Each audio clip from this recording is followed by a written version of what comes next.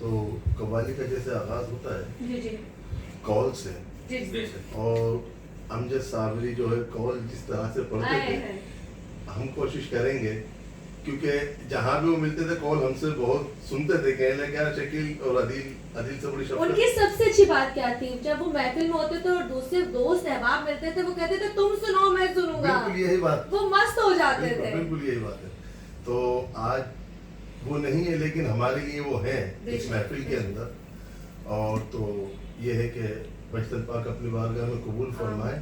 कौल पढ़ रहे हैं, शायद अमजद भाई की रूह खुश होगी इंशाअल्लाह इंशाअल्लाह इंशाअल्लाह।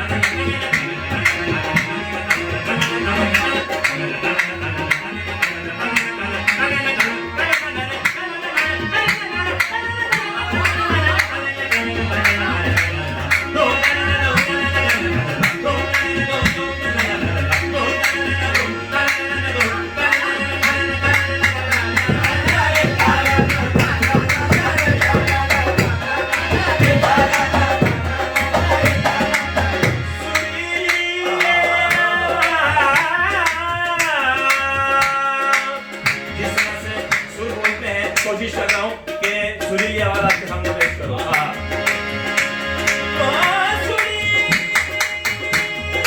सुरीली आवाज उस शौक की सी इलाही ये जलसा कहाँ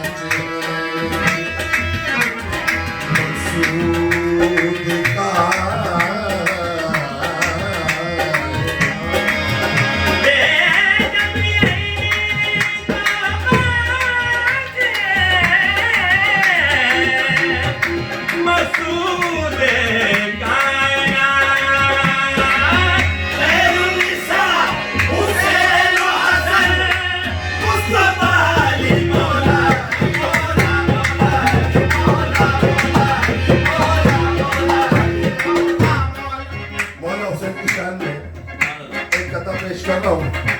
अल्लाह पाक बचतन पाक अपनी बारगाह में कबूल फरमाए। अब्बा आप सब कोई चाचा अगर है तो बताए, आप सारे चाचा अगर है तो बताए, मैंने तो नहीं तुमने सुना है तो बताए, मैंने तो नहीं तुमने सुना है तो बताए, जिस दिल से किया लहर पे अब्बास ने कब्जा, किस दिल से किया लहर पे अब्बास ने कब्जा, उस दिल से कोई प्यास मरा है तो बताए,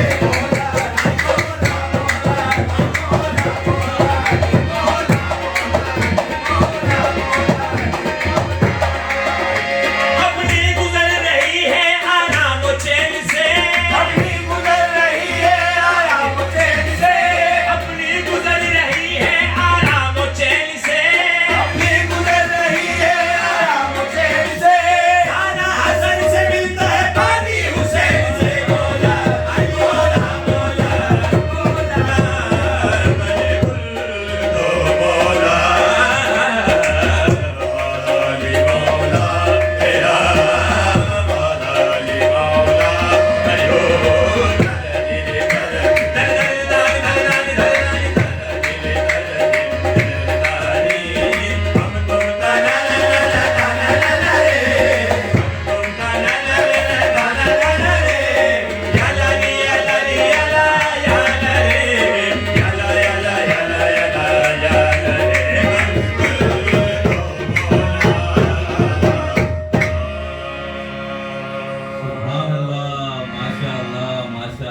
माशाअल्लाह मजा आ गया। मौला खुश रखे आप लोगों की आवाज में बरकत अता फरमाए। आमीन। क्यों ना पानी मकरूज हो मौला अब्बास का। वाह, बात यह है कि जब करबला की अगर तारीख देखी जाए तो जो नहर फुरात है ये कई किलोमीटर दूर थी।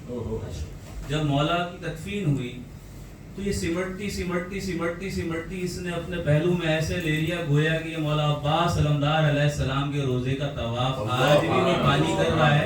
ना उस पानी में स्मेल है ना उसमें काई जमती है, वो पानी आब शिफा है और शर्मिंदा है। वो पानी शर्मिंदा है और क़यामत तक शर्मिंदा रहेगा। सुभान अल्लाह। जियो आप लोग, मौला खुश रखे। आमीन। जी, बात को थोड़ा सा आगे बढ़ाऊंगी, फिर मैं इंशाल्लाह फिर आपसे मजीद सुनना चाहूंगी। यहाँ हम बात कर रहे हैं अमजद की, और बाखुदा मुझे तो अभी लग रहा है वो बिल्कुल पीछे अमजद हंस रहा है, ये पीछे मेरे अमजद है। और कहते हैं ना, हम कभी भी नहीं भूल पाएंगे, हमारे आगे जो नस्लें भी आ रही है वो जिक्र करेंगी, बताएंगी कि एक शख्स था जो हंसता मुस्कुराता जिस महफिल में बैठता था वो रौनक लगा देता था। जहाँ होती थी वो उसकी बातें अलग होती थी। थोड़ी सी इसके बारे में बताना चाहूंगी कि किस घराने से था, वो आपको पता है। गुलाम फरीद साबरी साहब का बेटा, उनकी अम्मी अस्करी बेगम पापोश का रिहायशी था।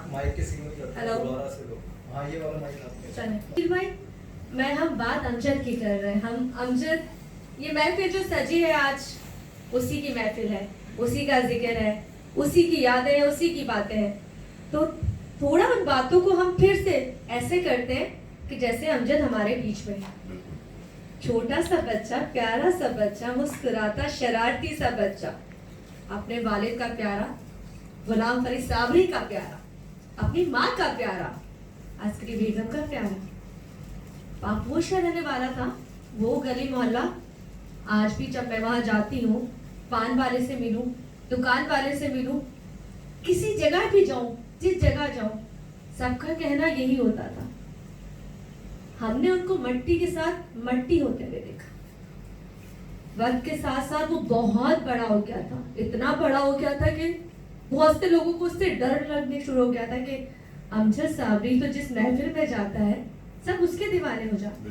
बेशक यही बात। अमजद साबरी, हम जहां जहां मैं जो प्रोग्राम में गई या जहां जहां वो आता था तो सिर्फ एक ही शख्स नजर आता था, वो था अमजद।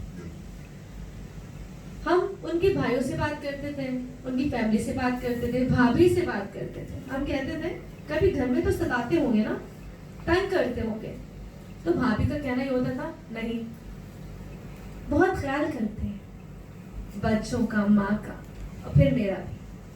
और सबसे बड़ी बात, जो अपनी माँ से प्यार करता हूँ, क्योंकि पूरी दुनिया वो ट्रैवल करते थे, और जब वो वहां से आते थे ना, उनके पास माशाल्लाह अल्लाह ने बहुत दिया था, लेकिन जो पैसे होते थे, आधे पैसे वो सिर्फ घर वालों के चीजें, तोहफे लाने में लगाते थे, अपनी माँ के लिए जेवर खरीदना। एक बात ऐड करना चाहूंगा यहाँ पे, जी जी जरूर। मेरे जहन में अभी आई, और वो बात बताना बहुत जरूरी है। देखिए, लोग अपने माँ बाप के लिए, अपने बहन भाइयों के लिए, अपनी औलाद के लिए सब कुछ करते हैं। अमजद फरीद साबरी वो शख्सियत था कि जो उनके 2 बेस्ट फ्रेंड थे। बाज़ औक़ात ऐसा होता था, इनको ट्रिप पे बाहर जाना होता था, और दोस्त बोलते थे यार तू हमसे जुदा हो रहा है, 1-1.5 महीना तू वहाँ रहेगा, क्या करें, अब हमारे पास असबाब भी नहीं है कि हम तेरे साथ जा सकें। तो बाखुदा अमजद फरीद साहब अपनी जेब से उनके टिकट्स लगवा के, उनकी रिहाइश का बंदोबस्त करके उनको साथ लेके जाता था। ऐसा बंदा नहीं हो सकता कोई कि अपने प्रोफेशनल विजिट पे जाए और अपने दोस्त को साथ ले जाए कि दोस्त की जुदाई भी उससे बर्दाश्त नहीं थी। इतना यार बादशाह आदमी था। बिल्कुल बिल्कुल यही बात है। और ये कहती हूँ कि जब विजिट भी करता था, उसको शौक था, महफिल सजाने का शौक था। पता वो कहीं बैठा है, प्रोग्राम खत्म हो गया, तब भी वो कचेरी लगाता था। इसके अलावा जब अपने महफिल से हटके जाता था, तो वो लोगों को नहीं भूलता था, जो जगह वो रहता था। हम अक्सर से कहते थे, हम जब इतना पैसा अल्लाह ने दिया है, डिफेंस क्यों नहीं जाते, गुलशन क्यों नहीं जाते? तो मुझे कहता था यहाँ मुझे मोहब्बत मिलती है, यहाँ मुझे सुकून मिलता है। वो गलियां जिसमें वो बाइक पे घूमता था, मतलब वो बंदा बाइक पे पैदल ऐसे घूम रहा होता था कि हम देखते थे कि अमजद है जिसके पीछे पूरी दुनिया बढ़ती है। बिल्कुल यही बात है। यही। तो जब मौला हुसैन का जिक्र हो, आपको एक और बात बताऊं, आपने एफबी तो देखा ही होगा, लेकिन वो दिखावा नहीं था। जब भी लंगर पकता था मौला हुसैन का, वो बंदा पूरी रात देख पे खड़ा होकर उसमें घोटे लगाता था, मेहनत करता था, अपने हाथ से दस्तरखान सजा के लोगों को लंगर करवाता था। ये बड़ा खास है आजिज़ी। अच्छा एक बात हो कि अभी कामरान भाई की बात से मुझे याद आया कि अपने दोस्तों का ख्याल रखना। हर साल बाबा साहब जाते थे। हाय हम भी गए, हमें भी लेके गए। अच्छा। जी जी। तो दुनिया अमजद साबरी को सुन रही है, अभी आपने जो फरमाया, दुनिया अमजद साबरी को सुन रही है। जब दरबार में जा रहे हैं तो कराउट साथ लेके जा रहे हैं, और वापसी आ रहे हैं तो कराउट वापसी बाहर आ रहा है। वाह। और वहां पे खड़े होकर तमाम कव्वालों से कहने लगे भाई कल मेरे यहाँ महफिल है, कल पहुंचना है मेरे घर पर। तो बाखुदा कामरान भाई यकीन और नजराना कितना करते थे। यही बात कि नजराना, अगर वो बस, मैं बता रहा हूँ कि मैं बयान नहीं कर सकता कि वो ऐसे कमरे में बैठे हैं, पैसे यूं रखे हैं, जो कव्वाल बैठा है, हाँ। 30,000 जो उनके समझ में उठा के फेंक दिया, लाखों दे दिया। तो उनके अल्लाह पाक ने दे रखा था सर। ये मोहब्बत थी उनकी। बेशक हम लोग, हमारा ट्रिप था बेसिकली लाहौर से हमें आगे नॉर्दर्न एरियाज में जाना था। डिस्कशन हुई, मेरी वालदा को आपा बोलते थे वो घर में फैमिली टर्म से, तो उन्होंने बजिद होके कि नहीं आपने बाबा फरीद आके मेरे साथ महफिल अटेंड करके लंगर खा के फिर आगे जाना है। ये मोहब्बत है, वरना किसी को क्या है यार, कोई जा रहा है जाता रहे, 100-200 बंदे वैसे ही लेके बैठा हुआ, एक फैमिली को और बुला रहा है। तो ये बड़ी बात है। मौला तो क्या बात है जो है अमजद भाई की ऐसी के पाक पतन में कई जो सफेद पोश होते हैं, कव्वाल जो होते हैं सफेद पोश, क्या अमजद भाई आए थे, कुछ हुआ नहीं साहब, कहा टेंशन ना लो, बाबा साहब की दाद देने वाली मैं बैठा हूँ। कितने आदमी आए हुए? तो अमजद भाई 11 आदमी लाए थे, चुपचाप उनका काम कर रहे। अल्लाह पाक की ऐसे बंदों पे खास नजर होती है। कहने की बात है कि जो दूसरों की, यानी कि अब बातें उनकी छुपा के और एक हाथ को देना दूसरे हाथ को खबर नहीं, ये अमजद भाई की क्वालिटी थी। चले शरीफ भाई, हम यहाँ और आपसे आगे मजीद कुछ खूबसूरत सा कलाम सुनना चाहेंगे, क्योंकि अमजद का जिक्र हो रहा है, अमजद का जिक्र हम रोकेंगे नहीं। आज का दिन हमारे लिए बहुत तकलीफ का दिन है, क्योंकि आज के दिन हमने एक बहुत ही प्यारे इंसान को खो दिया, लेकिन साथ साथ उसकी प्यारी बातें भी हम डिस्कस करेंगे, क्योंकि वो हमें अभी भी लगता है कि हमारे बीच में